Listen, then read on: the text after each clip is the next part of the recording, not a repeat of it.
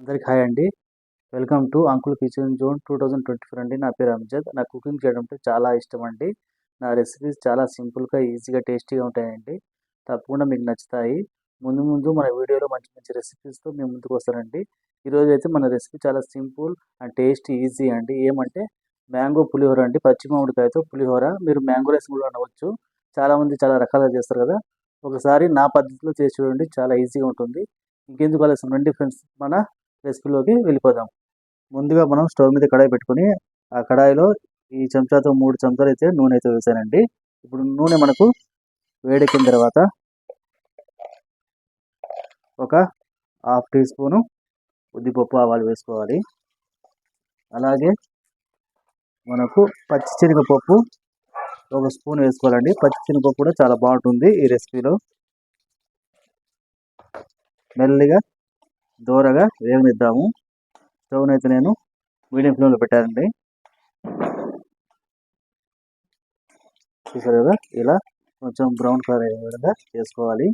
అలాగే ఒక half tea spoon జీలకర్ర వేసుకోవాలి. జీలకర్రను కూడా బాగా చిటపటలు ఆడేలాగా ఇది చేసుకోవాలి. అలాగే కొన్ని ఎండుమిరపకాయలు, కొద్దిగా మిరియాలు, ఇది కొంచెం ఫ్రై చేసుకున్నామండి. అలాగే 4 పచ్చిమిరపకాయలు,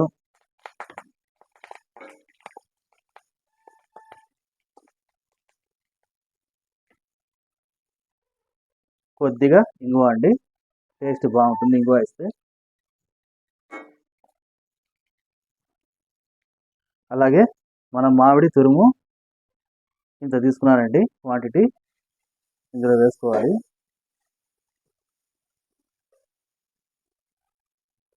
దీంతో పాటే కరివేపాకు వేసుకోవాలి.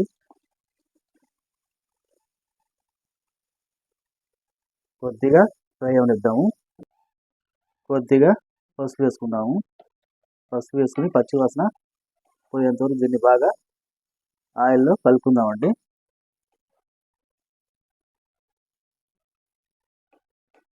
నాలుగు పక్కల అయితే బాగా కలుపుకోవాలి.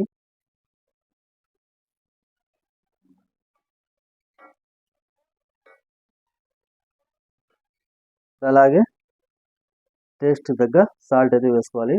నేను హాఫ్ టీ స్పూన్ అయితే సాల్ట్ వేసుకున్నానండి.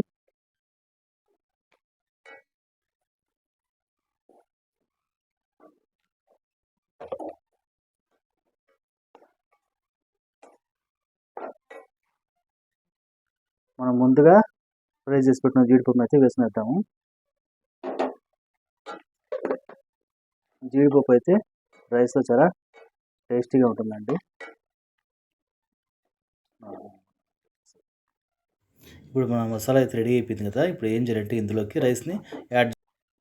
ఇప్పుడు మనం ఏం చేయాలంటే ముందుగా రెడీ చేసి పెట్టుకున్న వైట్ రైస్ ఉంది కదండి, ఆ వైట్ రైస్ని మనము ఈ పచ్చి మామిడికాయ తురుములో వేసేయాలి. బాగా మొత్తం రైస్ను పూర్తిగా మసాలా పట్టేంతవరకు బాగా కలుపుకోవాలండి. చూడండి, అన్నం కూడా మనకు బాగా పొడి పొడిగా వచ్చింది. ఈ మ్యాంగో రైస్కి అయితే రైస్ అనేది, వైట్ రైస్ అనేది బాగా పొడి పొడిగా ఉండాలండి. ముద్దగా ఉంటే అంత టేస్ట్గా రాదు. మనం ఇప్పుడు మసాలాను బాగా రైస్కి పట్టేలాగా 4 పక్కల బాగా కలుపుకోవాలి. ఇది కలుపుతుంటేనే మంచి సువాసన అయితే వస్తుందండి. టేస్ట్ కూడా చాలా బాగుంటుంది, చాలా ఈజీ కూడా. ఇందులో ఇంగువ పడడం వల్ల, అలాగే మిరియాలు పడడం వల్ల, అలాగే జీడిపప్పు పడడం వల్ల కూడా మంచి టేస్ట్ అనేది వస్తుంది, మంచి ఫ్లేవర్ అనేది వస్తుంది మన పచ్చి మామిడికాయ పులిహోరలో.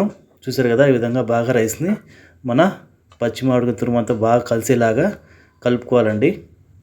ఎక్కడ కూడా వైట్ రైస్ కనిపించకుండా మొత్తం ఈ మసాలాను బాగా 4 పక్కలు కలుపుకోవాలి. చూసారు కదా, ఈ విధంగా చూడడానికి కూడా ఎంతో కలర్ఫుల్గా ఉంది కదా.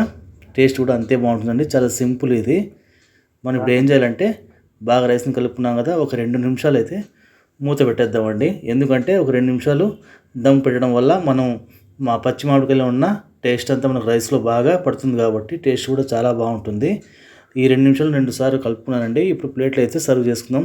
చూసారు కదా, మన పచ్చి మామిడికాయ పులిహోర అలాగే మ్యాంగో రైస్ కూడా రెడీ అయిపోయింది. చూడడానికి అంత కలర్ఫుల్గా ఉంది కదండి. టేస్ట్ కూడా అంతే బాగుంటుంది. Thanks for watching me. Subscribe me, like me, share me.